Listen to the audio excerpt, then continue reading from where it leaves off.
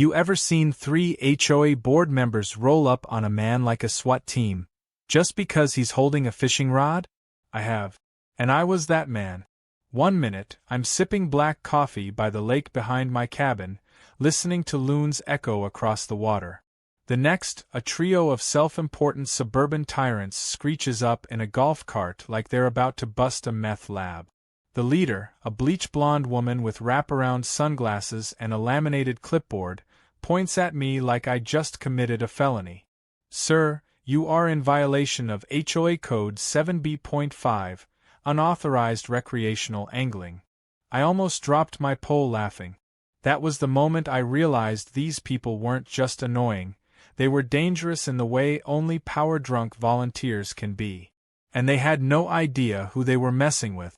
It was a quiet Sunday morning, blue sky, calm water, just the soft lap of the lake against my dock.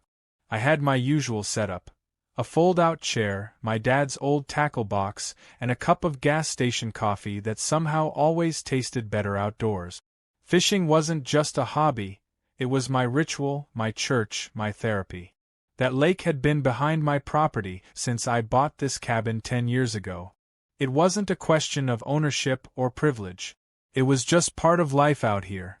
Until Karen and her minions decided otherwise. The golf cart tires crunched the gravel path with an air of fake authority. Karen, who I'd seen before screaming at kids for riding scooters too fast, was now apparently the sheriff of aquatic justice. Flanking her were 2 other HOA board members. One guy who always wore socks with sandals and a woman who once filed a noise complaint against a wind chime. Together, they looked like the worst Avengers reboot ever conceived. Karen stepped off the cart like she was descending from a chariot, flipped her clipboard open, and dramatically pointed to my fishing rod. "Do you have a valid HOA fishing tag?" she asked. I blinked at her. Didn't know I needed one to sit on my own dock. "It's not your dock," she sniffed. "That lake is community property, and the board recently passed a resolution to require fishing permit. For wildlife protection." "Wildlife protection?" I raised an eyebrow. "Lady, the only thing I've ever seen in this lake are frogs, 3 ducks, and a catfish with a limp." Karen ignored that and slapped a yellow notice against my chest. "You've been cited. $600 fine. Further violations will result in legal action." I couldn't help it, I laughed. Not a chuckle, but a full-blown, belly-deep, this can't be real kind of laugh. She actually looked offended. "You think this is funny?" "I think it's absurd," I said, folding up my chair and standing. "I've been fishing here for 10 years. This isn't a clubhouse pool. It's a lake. Who even owns it?" "The HOA manages this land," she said smugly. "Which means it falls under our rules." That night, I got home to find a bright orange warning slapped to my front door, as if I'd been caught cooking meth in the woods. The letter threatened escalating fines, legal action, and potential suspension of my community privileges. I stared at it for a long moment, then crumpled it up and tossed it in the trash. I wasn't angry yet, but I was very, very curious. The next day, I noticed new signs had appeared overnight. Big, bold letters read, "Fishing prohibited. Violators will be fined." One was installed directly next to my dock.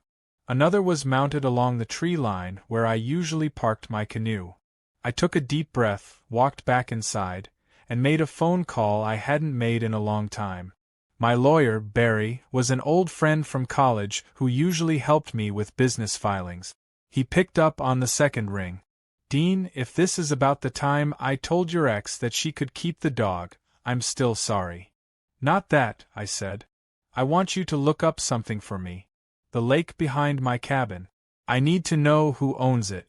Really owns it." There was a pause. "You thinking lawsuit?" "Not exactly," I said. "I'm thinking checkbook." By Tuesday, Barry had an answer, and it wasn't what either of us expected.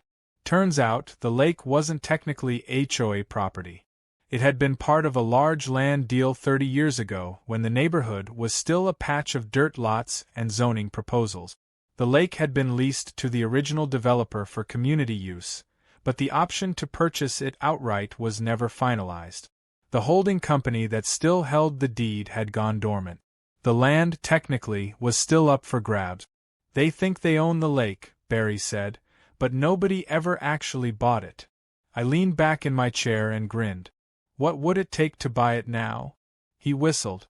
You'd need to find the successor to the holding company and make a formal offer. But it's doable. And based on how badly they've mismanaged the documentation, I doubt anyone else knows it's available. It was the first time in a while I felt genuinely excited. Fishing had always been about peace and solitude for me, but now it was about something else entirely. Principle. The HOA thought they could bully, fine, and intimidate whoever they wanted. But they didn't count on one of their violators having enough patience, money, and legal know-how to flip the entire game board on them. 2 days later, the paperwork was moving. I kept quiet, played dumb when Karen drove by scowling in her cart. She even waved once, smugly. Meanwhile, I was signing the first draft of a property acquisition proposal. Barry called it a surgical strike. I called it poetic. A week later, as I stood once again on my dock, rod in hand and sun on my back, I looked at the new, fishing prohibited, sign beside me and grinned. They wanted to play territorial? Fine. They picked the wrong fisherman. Because in 2 weeks' time, I wouldn't just be fishing on that lake, I'd be owning it. And when I did, every single one of their little plastic rules would sink to the bottom faster than a cinder block in a rainstorm. The satisfaction of knowing I was about to turn the entire HOA's fake little empire upside down was better than any fish I could have caught that week. As Barry worked the legal angles like a chess master, I kept my head down and played it cool. I went for walks, waved to neighbors, and even attended the next HOA meeting just to listen. Karen sat at the head of the table in the community center with her trademark smug expression, basking in the illusion of authority as she read off a list of new lake enforcement guidelines. They included kayak sticker registration, approved times for shoreline access, and a dress code for water-based activities. Dress code. For the lake. I nearly choked on my free punch. But the best part? Not a single word about the lake's actual ownership. They all assumed the HOA owned it, or that someone else had taken care of it ages ago. Karen had become so obsessed with appearances and control that she'd never questioned the foundation of her power. She thought paperwork made her a queen. Meanwhile, Barry had just finalized the offer. The dormant holding company was owned by an elderly couple living in Florida, who were stunned to hear someone still wanted the property. They'd inherited it from a cousin and assumed it was just worthless wetlands. Barry's offer included enough cash to make it a no-brainer. Within days, we had signatures. The moment I held the deed in my hands, I felt something shift. It was like standing on solid ground after a storm. No more pretending. No more asking permission. I owned the lake. Not leased it, not rented a dock, not held community privileges. It was mine. Shoreline to shoreline, including the 10-foot buffer zone around the water. The same buffer where the HOA had installed their snarky little signs and positioned their kayak rack. Now they were technically trespassing on my land. And I couldn't wait to let them know. I didn't go public right away. That would have been too easy. Instead, I called up a local sign company and ordered 12 large, handcrafted wooden signs with bold, rustic lettering. They weren't just warnings. They were statements. The kind you plant into the ground like a battle flag. Each one read, "Private property. No trespassing. Residents not welcome. Violators will be prosecuted." I picked a stained wood finish, almost decorative, to make them look both charming and terrifying. Then I hired a crew from the next town over, guys the HOA had never seen before, to install them along the lake's perimeter at dawn. By 8 in the morning, the neighborhood group chat was on fire. People were posting photos of the signs, panicking, confused, tagging Karen and demanding answers. I sat on my porch with a fresh cup of coffee, watching the chaos unfold like it was morning television. Around 9, I heard the unmistakable whine of Karen's golf cart peeling down the road. She didn't stop at my house. She beelined straight for the lake, where 2 of the signs were installed near the community kayak launch. Her voice carried all the way across the water. What is this? Who authorized this? Who is deemed to put up signs? He doesn't own this. I walked down to meet her, letting the silence do the heavy lifting until I was close enough for her to see the folder in my hand. Karen spun toward me, finger already raised, ready to accuse.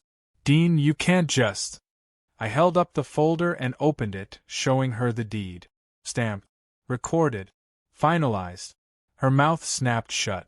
I don't need to just do anything, I said calmly. This land? This lake? It's mine. Purchased legally, documented officially. The HOA never bought it. The previous owner sold it to me. The signs are legally enforceable, and you're standing on private property. She blinked like she'd just been slapped by a fish. That's impossible. We've used this lake for years. Using something and owning something are 2 very different things, I said. You've been using it under the false assumption that it was HOA managed. Turns out, nobody bothered to check the paperwork. Until I did. Karen's face flushed redder than a summer sunburn. She tried to pivot. Fine, then we'll call the city and seize it. This is a public interest matter. We'll. I laughed, shaking my head. Eminent domain doesn't work like that. This isn't a highway expansion. The city's not going to lift a finger to steal a lake from a private citizen just because your neighborhood board has an ego problem. Her voice cracked.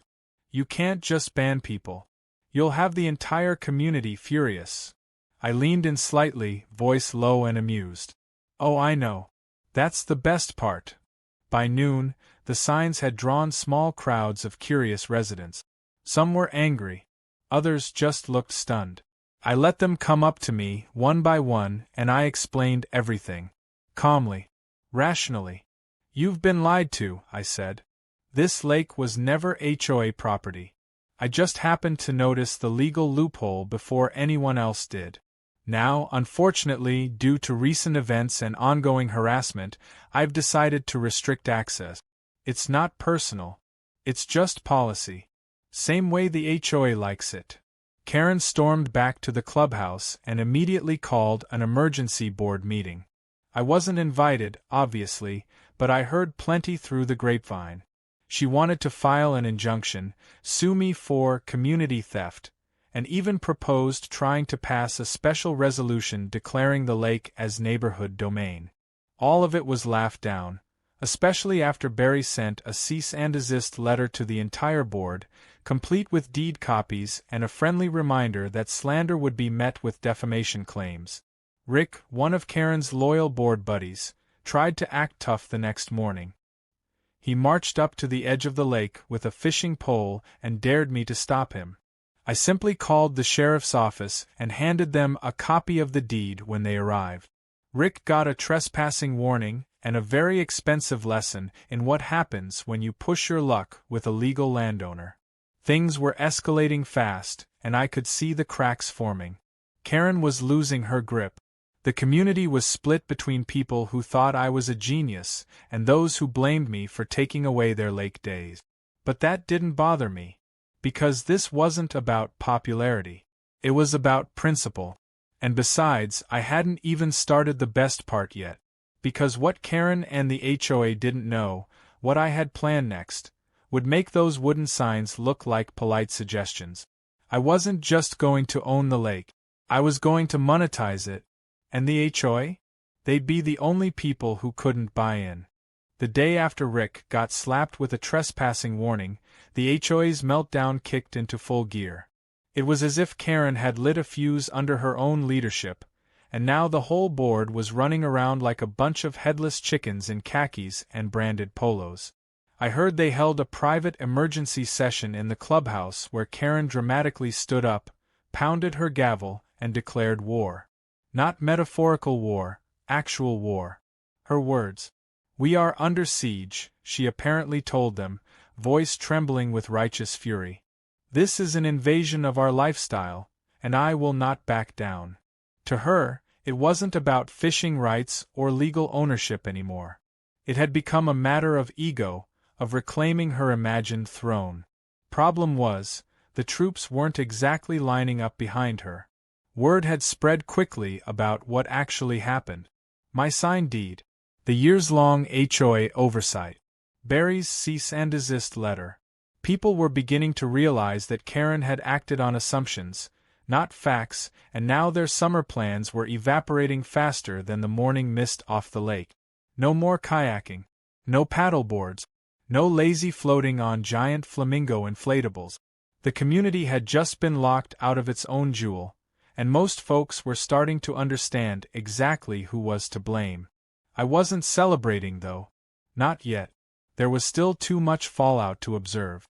For one thing, the HOA hadn't completely accepted defeat. Karen still believed she could force my hand by weaponizing public pressure. She started a campaign called Reclaim Our Lake, complete with flyers, a printed newsletter, and even a Facebook group where she posted long-winded rants filled with phrases like irresponsible land hoarding and betrayal of neighborly trust. I read it all while drinking coffee from a mug that said, "World's Most Hated Angler." Then came the real escalation, sabotage. It started small. One morning, I walked down to my dock and found the ropes to my canoe had been sliced. Clean cut. Nothing floated away, thankfully, but it sent a message. The next night, someone dumped what smelled suspiciously like rotten eggs all over the welcome mat of my cabin. A week later, I found sugar poured into the gas tank of my fishing boat. That one hit hard. It wasn't just annoying, it was dangerous. I had to drain and clean the entire engine system to prevent permanent damage. That's when I installed cameras. Barry and I had a long conversation after that. I wasn't someone who liked getting law enforcement involved unless it was necessary, but this had crossed the line. He advised me to keep records, timestamp everything, and let the HOA keep digging their own grave. He was right, because 2 nights later, my new security footage captured a very familiar figure creeping through the shadows near my boathouse. Hoodie pulled over his head, flashlight in one hand, what looked like bolt cutters in the other. He was halfway through slashing my secondary dock line when I hit the alarm from my phone. The high-pitched wail shattered the lake's quiet. Rick bolted like a teenager toilet papering the wrong house, tripping on the rocks as he ran. I didn't chase him. I didn't have to. The sheriff's office had a copy of the footage within the hour, and the next day Rick got served with a misdemeanor citation. His HOA buddies tried to spin it like he was inspecting storm damage. No one bought it. I printed the screenshots from the security cam footage and hand-delivered copies to every mailbox in the community. On the back I wrote, "Private property means private rules. Respect the line or pay the fine." That flyer went viral in our town's Nextdoor app within hours. The comments section lit up with people debating whether the HOA had gone too far, or whether I had. But something had shifted. People weren't mad at me anymore. They were mad at the board. Especially Karen. In a last-ditch effort to rally her base, Karen organized a Lake Rights Awareness March on a Saturday morning. She and a small group of loyalists, mostly board retirees and her weekly book club, marched down the road with homemade signs that read things like "Water for All" and "No Tyrants on the Shore." They reached the edge of the lake only to be met by 2 uniformed deputies and a printed copy of my trespass policy stapled to a post. I wasn't even there.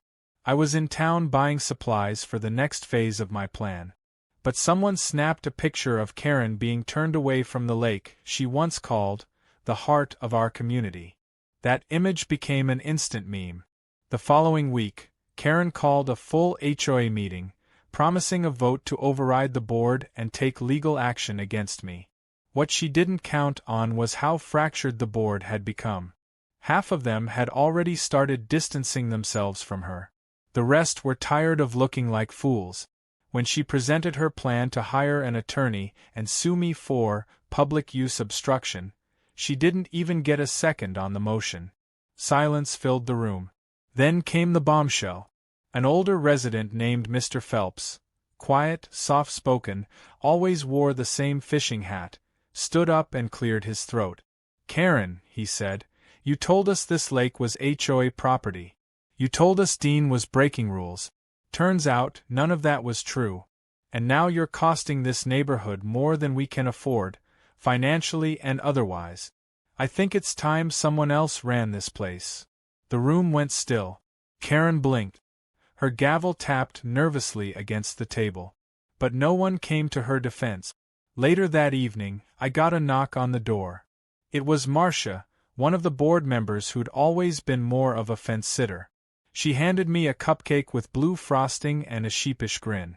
"Don't ask why," she said. "Just congratulations. Also, Karen's resigning. Effective next week." I took the cupcake, closed the door, and stood on my porch looking out at the moonlight glinting off the water. Peace had returned, temporarily. But I knew Karen.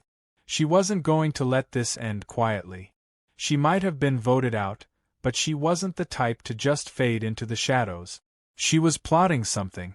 She had to be. But I was already a step ahead. Because while she was busy organizing marches and Facebook posts, I'd been working on something else entirely. Something that would make the lake not just mine legally, but mine economically. Soon, this wasn't going to be a lake the HOA lost. It was going to be the one lake they could never get back. The dust hadn't even fully settled from Karen's resignation before I started the next phase of my plan. Owning the lake had been satisfying, no doubt, but I wasn't in this just for revenge. I wanted something more permanent, something that would outlast the HOA's rotating board members and their thirst for control. If they couldn't respect private ownership, then they'd learn to respect private enterprise. I wasn't just going to sit on this lake like some hermit with a grudge. I was going to turn it into a thriving, members-only business, one that included everyone except the very people who had tried to run me off the water. I called it Lake Liberty. The name wasn't just branding, it was a declaration. I filed for the business license under that name, built a clean, simple website, and started assembling a team to help develop the shoreline. A local contractor named Vince helped me design a modest but charming dockside lodge. It wasn't anything extravagant, just a well-built, two-room structure with a rental booth, storage shed, and a cozy patio with rocking chairs overlooking the water. We added an electronic gate and a fence along the primary access trail, leaving a single road open for incoming guests. The signs were updated too. Now they read, Lake Liberty Private Club, membership required. HOA residents excluded by policy. I knew exactly what kind of reaction that line would trigger, and that's what made it perfect. This wasn't just about creating a lake club. It was about drawing a line in the sand, or in this case, the shoreline.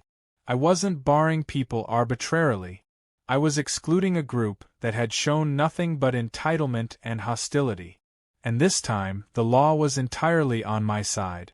Within a week of the website going live, membership applications started rolling in. Families from surrounding neighborhoods, veterans, fishermen, paddleboarders, even a few travel bloggers all wanted in. I kept the pricing reasonable, an annual membership that covered maintenance, access, and basic rentals. I offered discounted day passes for seniors and free fishing permits for veterans and first responders. The local buzz picked up fast. By the end of the month, we had 50 members and a waiting list. My little lake had become a hidden gem, and Karen's worst nightmare. Of course, she didn't stay quiet for long. Despite her resignation, she still lived just down the street, and from what I heard, she was foaming at the mouth every time she passed the new "Residents Not Welcome" sign. Then came the inevitable confrontation. One hot afternoon, I was restocking fishing lures in the lodge when I heard a commotion by the gate. Karen had shown up in full summer gear, sun hat, visor, bright pink water bottle, and was demanding entry. Two of my employees, a retired Coast Guard guy named Hal and a college student named Mia, were standing firm at the entrance. I stepped outside and waved. Can I help you, Karen? Her voice rose like a kettle about to blow. This is a disgrace, Dean. I demand access to the lake. You may have tricked some paper pushers into handing you a deed, but you cannot ban people based on residency. That's discrimination. I motioned to the large sign next to her head. It's a private club. Just like your HOA pool is a private amenity. You restricted access to me for years. Now the shoe's just on the other foot. She crossed her arms. You're going to get sued. I held up a laminated copy of the membership policy. All legal. All compliant. Would you like me to read you the trespass laws again? She glared at me like she was trying to ignite me with her pupils. Enjoy your little lake, she spat. It won't last. Then she stormed off, knocking over a rack of brochures on her way out. I watched her retreat with a mixture of amusement and pity. She still believed she could win a fight she'd already lost. But the community around her was changing fast. With Karen out, the new HOA president, a reasonable guy named Leonard, was trying to rebuild trust with the neighborhood. He quietly approached me one evening with a handshake and an apology. We got caught up in the wrong fight, he said. Honestly, I think most folks just want to move on. I respected that. But I wasn't about to undo my new rules. Leonard understood. Can't say I'd do it any different if I were in your shoes, he admitted. But is there any way we could work out a limited partnership? Like a neighborhood day once a year? Something symbolic. I thought about it for a moment, then nodded. Maybe. Let's see how the summer goes. Word of our conversation must have gotten around, because suddenly I wasn't public enemy number one anymore. People started waving again. Some even stopped by the fence to ask about memberships for friends or relatives. Meanwhile, business was booming. We held our first Freedom Fest weekend on the 4th of July, complete with live music, barbecue, and kayak races. Over 300 visitors came through, and we raised nearly $2,000 for a local veterans charity. The news ran a segment on it. Man reclaims lake from HOA, turns it into private paradise, the headline read. My inbox exploded. Even folks from HOA neighborhoods who'd never heard of ours began reaching out. They shared stories of petty fines, landscaping wars, and nosy board members with too much time on their hands. One guy sent me a photo of his unauthorized birdbath that got him a citation. Another told me about how he was once fined for hanging his American flag crooked. I couldn't believe how widespread it was. That's when I knew Lake Liberty wasn't just a personal project anymore, it was a symbol. And just as expected, the only people not celebrating were Karen and her inner circle. I heard she was trying to form a residents' coalition to pressure the new board into challenging me again. But no one was biting. The more she yelled, the more isolated she became. Her own allies had either moved away or turned against her. She'd been dethroned, exiled, and now shut out of the very thing she once used to lord over others. As I stood one evening by the fire pit near the lodge, watching the orange glow dance across the water, I couldn't help but reflect on how quickly everything had turned. A year ago, I was just a guy trying to fish in peace. Now I was a club owner, a community symbol, and the unintentional face of resistance against HOA overreach. I didn't set out to be a rebel. But when someone pushes you hard enough, sometimes your only option is to push back harder. And I still had one final surprise left. Something Karen wouldn't see coming. Something that would make it absolutely clear. Lake Liberty wasn't just off-limit. It was untouchable.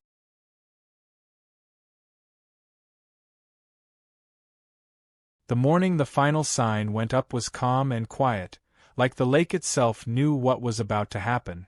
There was no ceremony, no press, no announcement. Just me, a cordless drill, and a sign that had taken weeks to design, carve, and finish. I placed it right at the center dock, where Karen and the old HOA board used to launch their little paddle boats and act like monarchs of a plastic kingdom.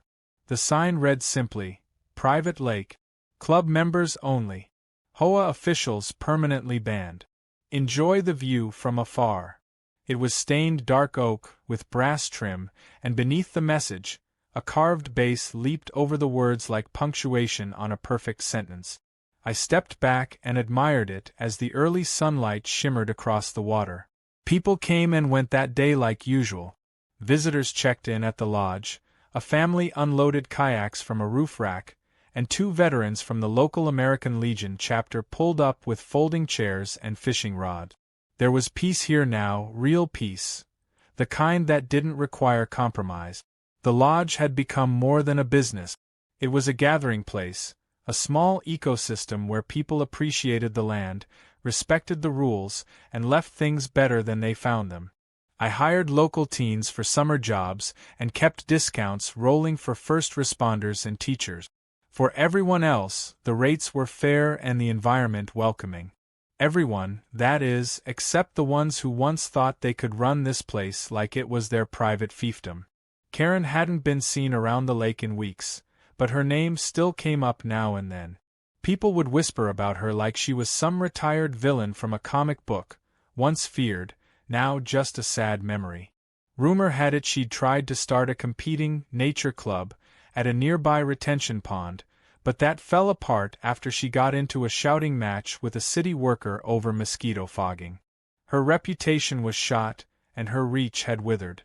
What she hadn't realized until it was too late was that her power had never come from rules or signs or meetings. It came from people agreeing to follow her. The moment they stopped, she was just another person with a clipboard and a bad attitude. The HOA itself had gone through a quiet reformation. Leonard, the new president, was more focused on community gardening and fixing potholes than micromanaging lawn gnomes. He even stopped by the lake one afternoon, not as a negotiator but as a visitor. He walked the edge, read the signs, and gave me a small nod as he passed. That was it. No fanfare, no apologies.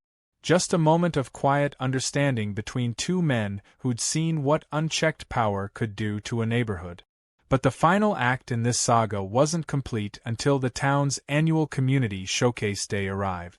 It was a quirky local tradition where businesses, parks, and clubs set up booths to promote what they offered. Lake Liberty had been invited to participate for the first time. I wasn't sure what to expect, but I accepted and set up a simple table with photos of the lake, brochures, a little tackle display, and a banner that read, "Freedom to Fish." We weren't offering anything fancy, just a raffle for a free weekend pass and a sign-up sheet for next season's membership list. Then, like clockwork, Karen showed up. I spotted her across the lot, trying to blend in with a wide-brimmed hat and oversized sunglasses, but her tense posture gave her away. She wandered through booths, talking to a few folks, clearly hoping someone would bring up the lake. No one did. Eventually, she made her way to my table, looking over the display like a food critic examining a cheeseburger. "I heard your club's doing well," she said coolly, pretending to flip through a brochure. "Better than expected," I replied. "We had to add a wait list last month." She gave a half laugh, the kind people do when they're dying inside but don't want to show it. Must be exhausting, keeping it all up. Managing people. Rules. Upkeep. Paperwork. I leaned on the table and smiled. You'd be surprised how smoothly things run when the rules make sense and people actually want to follow them. Her jaw tightened. You know, I never meant for it to get this far. It was just about protecting community standards. "Karen," I said, dropping the act, "you tried to fine me for fishing. On land I'd maintained for 10 years. You taped threats to my door, rallied a mob, and let someone vandalize my property. All because I didn't buy your fake fishing permit." She stared at me, then looked away. "That lake was part of our identity." "Maybe," I said, "but you treated it like your throne." There was a long silence. Then she picked up one of the raffle cards, scribbled something on the back, and walked away without another word. When I flipped it over later, it just said, "You win." I didn't keep the card. I didn't need to. The entire lake was proof enough. The showcase ended with our booth taking second place for Most Popular Local Feature. behind only the town bakery. I could live with that.